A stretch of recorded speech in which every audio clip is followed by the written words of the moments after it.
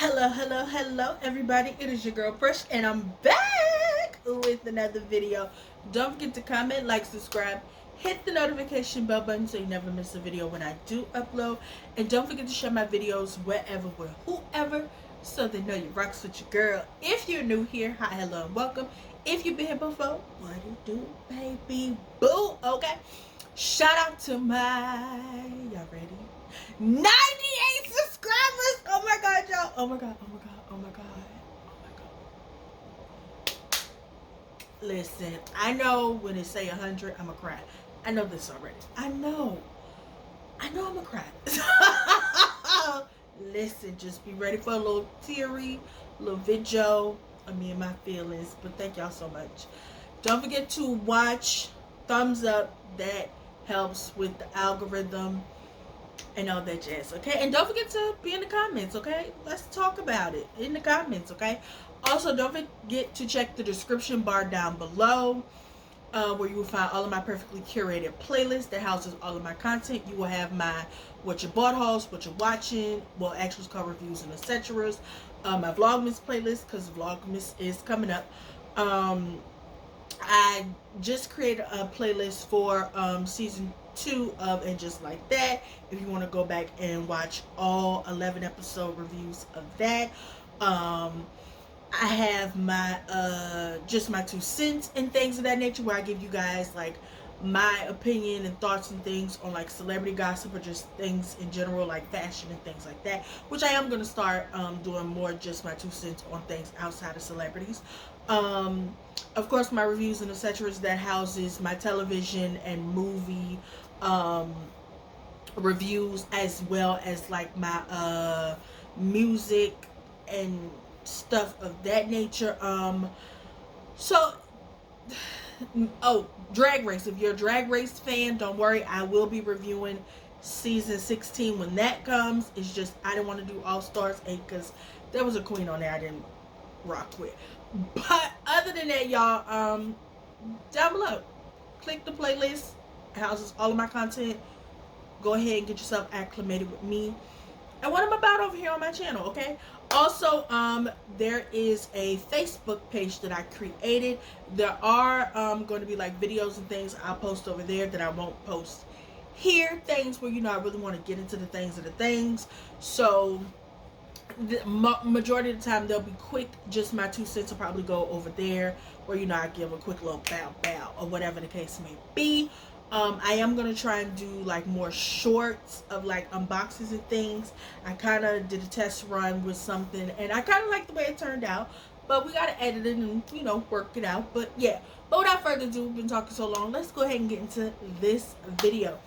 So this is going to be a what you're watching review on season 4 of the Netflix series Sex Education. So I actually binge watched the complete season 4 literally last night and the rest of today, and I have some thoughts, feels, and opinions. So if you've never watched Sex Education, it has 4 seasons now. It is a British coming of age type show on Netflix called Sex Education.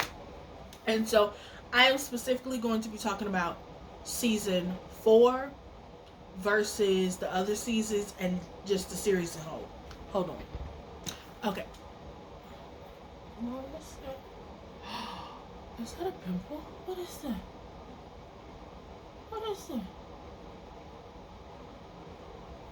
What the hell is that? Okay, hold on. Sorry. It was something for when I was eating early. I was like, what the hell is that? But anyway, y'all. So back to the review. So of course, season 4 opens with, you know, the aftermath of what happened the end of season 3 with the school shutting down and the former head, like counselor or head teacher, whatever they're called, principal, dean, or whatever, basically being run out of town for scamming or whatever. And so, you know, now the kids are going to like college, where they, I guess, they do like still high schoolish stuff, but now like on a college level type situation. I'm not exactly sure, but they're in college now apparently. And so We don't have half of the characters that we've known, come to know and love from the first 3 seasons. So there's no Lily, there's no Ola. Olivia's gone, but of course you know the actress who plays Olivia, Simone Ashley. She is now the Viscountess of Bridgerton. So she over there back in the 1800s being a Viscountess. So she can't be over here in modern day being Olivia. Umwar, whatever his name is, he's not back. They did have the teachers, whatever their names was, pop up briefly. Adam Daddy's still around there, Michael. Excuse me. Who else wasn't around there? It was like a whole bunch of people that was like missing, and I was like, what is this? So of course they do wind up introducing us to a new cast of characters. Mavis in America doing her the internship, scholarship, writing, whatever it was she was doing. And so they wind up having Dan Levy, Eugene Levy's son. He was on that show Schitt's Creek or whatever. He's over there. He's the professor or the teacher or whatever over there. And you know, we get into a rhythm of, you know, Eric, Otis, Viv, Jackson, Kel, and Ruby, Amy, we still got my girl Amy, and Isaac, all trying to like find their way at this new school. Well, I think Isaac been going there, but you know, everybody else, and just the dynamics have changed and how this school is like free and open-minded, and it's more like student-led. And you know, it's just very inclusive and things of that nature. They have a gender neutral bathroom and all types of stuff. And so, you know, everybody's getting acclimated with the new school. Jean is trying to get herself acclimated with being a first time mom all over again. And it's just a lot. And Olga Daddy not there, what's his name? Jakob. So it's a lot going into season 4. So of course, you know, Otis and Maeve are dating, and you know, they're doing a whole long distance thing. And you know, Eric is out here still living his best life and things, and you know, he meets new friends at the school with Abby and Roman and Anisha. I want to say her name is Anisha. And Ruby don't have her squad, so she's like out here solo dolo. So I liked the new cast of characters they introduced this season with and this girl named we'll get into it. So I like the new cast of characters they introduced this season. I kind of wish we would have got to see more of them, and maybe I feel like what we got for season 3 should have only happened maybe like in the first 4 to 5 episodes. And then by episode 6, 7, and 8, we should have been transitioning to like the new school. So that way I feel like we would have gotten to know the new cast members better. And I feel like some of the storylines that they introduced this season, I feel like they didn't have enough time to complete them for me. And 8 episodes honestly didn't do it justice when like the main story is what's going on with Otis and his mom and like Eric and things of that nature. And plus we spent too much time on the whole whether or not Jackson may or may not have had cancer. Spoiler alert. So of course, you know, we got Otis got beef with the other school counselor, student school counselor on campus, and you know, it's just a lot for Otis once again out here trying to, you know, get him figure out what's going on in life. And we find out Jean, you know, she's struggling with postpartum depression. Eric is struggling with, you know, religion versus his identity. And I think that's a lot that, you know, especially, you know, people in the LGBT plus community, like that's something you struggle with the most, is like your religion versus your identity, like your, you know. So it was a journey that Eric went on this season, and I'm very grateful that we got to see this journey, which led us to how the season ended for Eric. But what I felt like is that there was a conversation that Eric and Otis was having, and I'm glad they finally touched on this, but I felt like it could have went deeper, and not just for Eric and Otis, but for all of the black characters on the show. And my main qualm about this season is Cal and how they handled their transition and their mental health, right? I swear something in my eye. So, if y'all know, we got introduced to Cal, I want to say mid-season 3 or 2 or 3. And so we've known Cal for a minute. Cal's been somebody that's been around. We know Cal. We know who they are.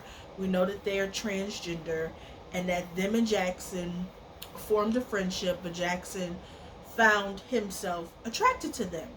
And so that kind of confused Jackson because, you know, Cal was born female, but they identify as trans, and I want to say like non-binary maybe. I'm not exactly sure. Go back and rewatch this season. But I don't like the way they handled Cal's story. Because I felt like at some point Cal should have been in counseling. Like at some point Cal's mom should have put them in counseling.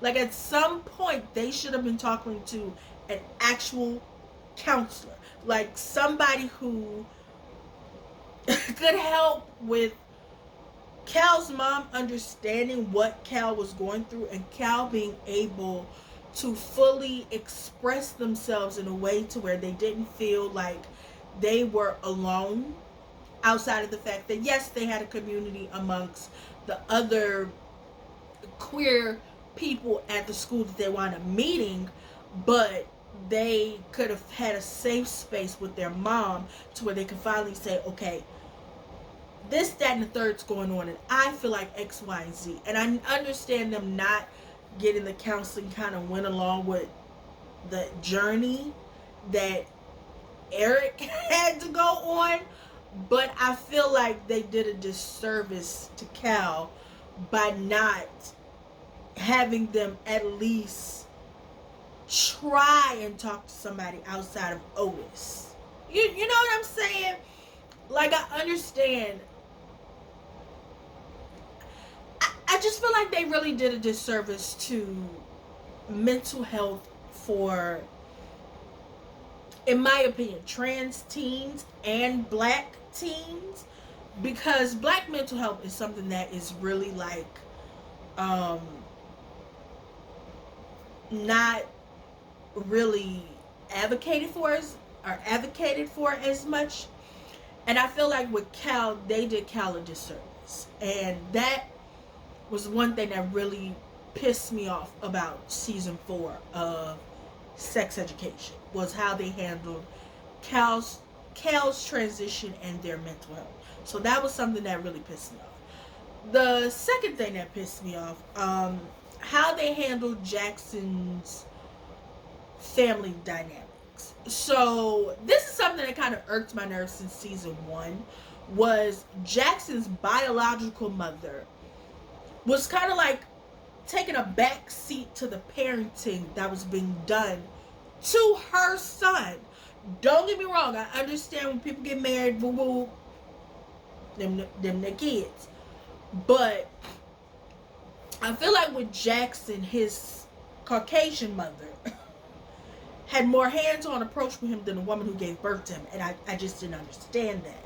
Like, I didn't like it. And so this season, we were finally getting into the things, and I felt like they dropped the ball with it because Jackson was questioning their identity of where they come from, who they are, because of the whole cancer scare thing. But I felt like the underlying thing was, because he's a young black man, he needs to know who he is, where he comes from, because of the whole family history thing. Because you got to think about it. He has a black mother that he knows is his black mother because he's black, and then he has his white mom, you know, because that's his mother's wife.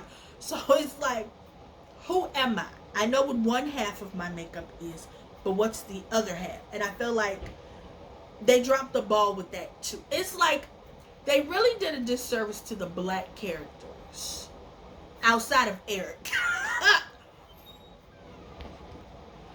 Like, I feel like they did a disservice to all the black characters except for Eric, because Eric is a main cast member. So every other black character got shitted on in a way, because they did a disservice to Cal. They did a disservice to Jackson. They did a disservice to Vivian, because I felt like Vivian didn't deserve the storyline they gave her. I felt like Vivian should have got with somebody who genuinely was on her same level. And I feel like,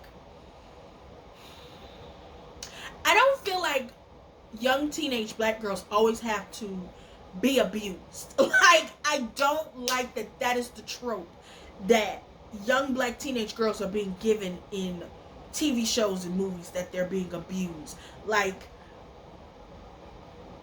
why can't they just have the type of love where it's pure and innocent? Why it gotta be abusive? Like, why can't we have a teenage love affair?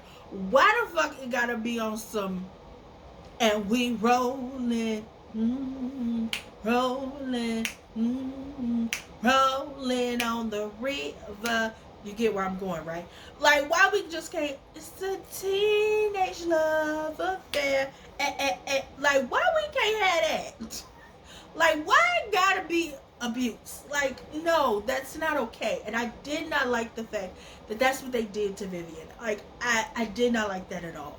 Like, that was not okay for y'all to do that to her. Like, if she wasn't gonna be with Jackson, y'all shouldn't have did that to her.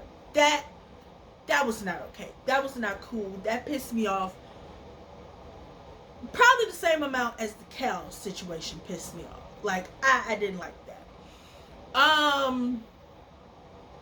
As far as our newest black character that was introduced to us, Aisha, I feel like we didn't get enough of her. Like, she was queer, right? Like, why didn't we get a lot of her? Like, her storyline had to be tied into everybody else's and not fully giving her own situation when we got to know who she was. Like, I got to know more about Abby and Roman than I did Aisha, and I didn't like it. Like, I just didn't like it. It felt like she was placed there to be the token queer and disabled black character, and I did not like that one bit.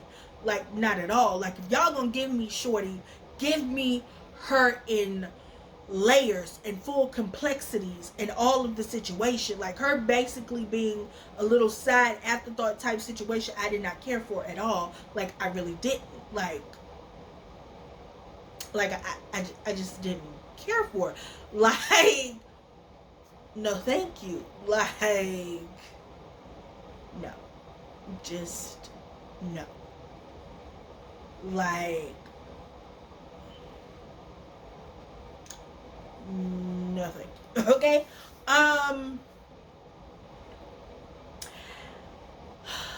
Maeve's storyline, I'm glad we tied up her storyline as nicely as we did. I kind of wish that her and Otis didn't sleep together. I felt like her and Otis was just meant to probably be like that first love crush type of situation where that's all it was. It shouldn't have been that. Ruby. Y'all did my girl Ruby dirty too, because why my girl had to be a bedwetter? Like, why she had to be pissy ass Ruby? Like, why did y'all have to do Ruby like that? Like, at the end of the day, I feel like Otis should have ended up with Ruby because of their chemistry. Because I genuinely felt like Ruby and Otis was like in game for me. And the fact that y'all played in my face with this Maeve and Otis bullshit, that's not okay. Like, y'all did my girl Ruby dirty. But I like at the end, Ruby was like, Otis, I'm good on you, fuck you. So but y'all still played in her face, and I don't appreciate that. Because why she had to be pissed? Like why? Like, that's not okay. Oh, I understand O was meant to be like almost the villainous character because of her situation with Otis and also like the Ruby thing. But like that low key wasn't needed. But yeah, like no thank you. Y'all could have kept wherever she was at. Like we didn't necessarily need her. Joanna, like y'all wait until the last season to introduce us to Jean's sister. Like y'all couldn't introduce us to Jean's sister season 3. Like, because when this lady showed up, I'm like, who the fuck is this? Jean got a whole ass sister. Jean ain't never mentioned a sister in 3 years. Otis ain't, I'm gonna have to go back and watch, but I swear to God, I ain't never heard Otis say nothing about he had an auntie. She just magically showed the fuck up. All her luck. Yeah, okay. Alright. Also, why y'all didn't show Jean telling Dan like he was the baby daddy? Like I ain't like that. Like, and y'all also didn't have Dan admit that he already met this baby. He could have been like, hey, that baby look familiar. Like, the fuck? Like, who over there writing? Because no thank you. What happened to Eric Daddy? Did I miss something? Did that man move away or something? Like, did I miss, like, I swear to God, there was a happy family at the end of season 3. Did something happen? Did that man die? What happened? I'm gonna have to go back and watch. But where's Eric's daddy? Like, did he die? Bitch, I'm gonna have to go back. Shout out to, what's her name? Jodie, Turner Smith. Out here being God, because God is a woman. That's what Ariana Grande said. And I loved the journey that Eric went on. And let's talk about that. Like, Eric went on this journey of self-discovery and finding his path in life. And that, you know, he didn't technically have to choose between his identity and his religion. You make them one. Also, the little gay church boy that he was hunching on in the toilet, I feel like he the one who told them people about the schoolhouse. Because he didn't want to be outed for the little gay toilet huncher he is. I could say that. I'm a part of the community. Thank you. But yeah, because he just was giving me guilty vibes down there at the baptism. And I was just like, you need to be slapped in your dick suckers, you dick sucker. The pastor was low-key aggy too, because it's like, bitch, you want me to be me, all of me? You want me to praise God? Like, girl, what we doing? You confusing me, because this is confusion. Like, girl, what we doing? Make up your mind, okay? Shout out to Eric's mama for letting her baby know I love you and I accept all of you for who you is. All of that. Abby was low-key aggy, and I felt like at some point Abby should have been having well, Abby did have this conversation with Otis and them, but I felt like at some point I felt like they was trying to have some vibes between Abby and Eric. I don't know if I caught the vibes or not, but yeah. What I will say is I like the dynamics of Abby and Roman's relationship, that they were both transgender characters. Abby was male to female trans, meaning that Abby was born male but identifies as female, and Roman was female to male, born female but identifies as male, trans. And I love the fact that, you know, they were happy, they were in love. So all of that. What else? Adam. I like the fact that Adam is really coming into his own as a person. I love the fact that that whole little family, the Groff family, I'm gonna be honest with you, the Groff family is the only people on this whole motherfucker outside of Eric who got a happy ending. Because everybody else was in confusion. Adam and his daddy was sitting there, they was conversating, they was holding conversation. The mama was able to actually talk to the daddy, and they was hunching and low-key rekindling. They was on some secret lover, yeah, that's what we are, trying to hide this deep inside. I don't think that's the words, but just the remix. But then, you know, Adam had to go and let his daddy know, like, look, you can't keep expecting a whole bunch of stuff from me when you want some others. Like, don't Don't do that. But Isaac and Amy, they also had a cute little storyline. I love the fact that Amy was able to finally deal with her trauma from the assault that she suffered, and the fact that she was finally able to let go. And I feel like this was a journey that Amy had to go on to discover who she was as a person, and I loved it. I loved that for Amy. I hated that she went through what she went through, but I love seeing her come back on the other side, like a phoenix rising from the ashes, if you will. So I loved that. I love the fact that Isaac let it be known, like, look here, y'all not gonna keep acting like it's people around here who need the lift, the elevator. Like, y'all gotta stop acting like everybody could go up and down some motherfucking steps. Okay, that's not how it go. Okay. So shout out to Isaac and everybody, of the disabled community. I hope I'm using the right terminology, for having that sit in and letting it be known, like, bitch, y'all not gonna play with us. Okay, thank you. What else? Because I feel like there's something else I need to talk about.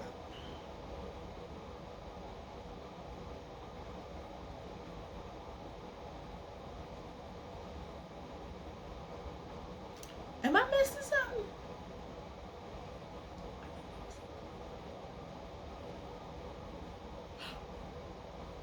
I'm trying to. Oh, Dad Levy, he was low-key unnecessary. I'm gonna just say it. I don't know if I already said it, but he was low-key unnecessary. We didn't need him. I probably already said it, but I'm gonna say it again. He was unnecessary. Why is you here? Why she here, Ike? Why she here? Cause bitch, what? No, thank you. R.I.P. to Maeve's mama. She died. Poor Aaron. I'm gonna bring the ginger ale to the funeral. Y'all know if I got ginger ale on hand, I'm bringing the ginger ale. Currently drinking ginger ale, but I'm gonna bring a bottle of ginger ale to the funeral. I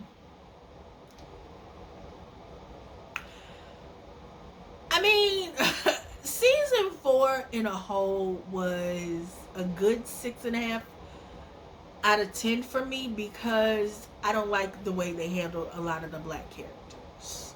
And that was like, y'all know I don't play about black characters. I don't play about that. I don't like black tokenism on movies or TV shows.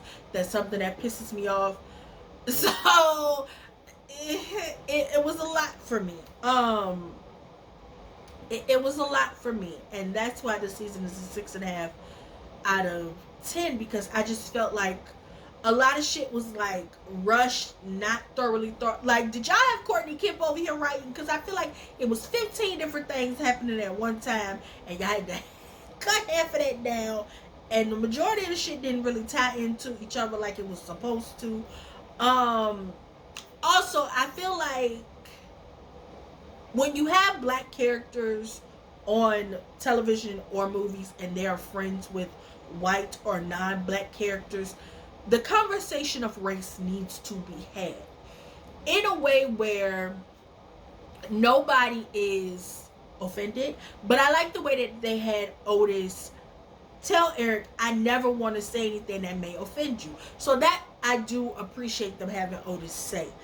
But I do feel like when you're going to have that type of dynamic, we need to have the conversation, okay? Like, that just needs to be what it is. But other than that, I mean, there were parts that were funny. There were parts that made me cry. It was parts that just had me like, oh. So, this is a show that you will laugh, you will cry, you will be agitated with this show. And season 4 did that for me. And to be honest with you, season 4 could have been a movie.